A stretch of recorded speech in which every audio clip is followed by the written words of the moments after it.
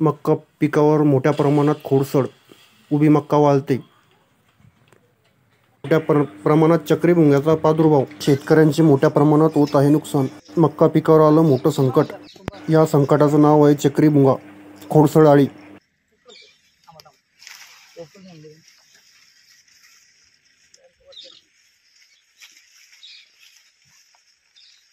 दाणे भरलेत का त्याच्यात? बाकी चलन नाही भरले.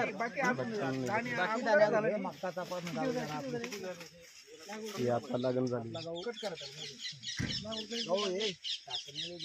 लागवड ऑक्टोबर 25 बहुतेक त्यांचं नाव घ्या. तावडो लागेल ना. तावडो काय प्रॉब्लेम सर याच्यामध्ये असा? 2 मिनिट थांबा.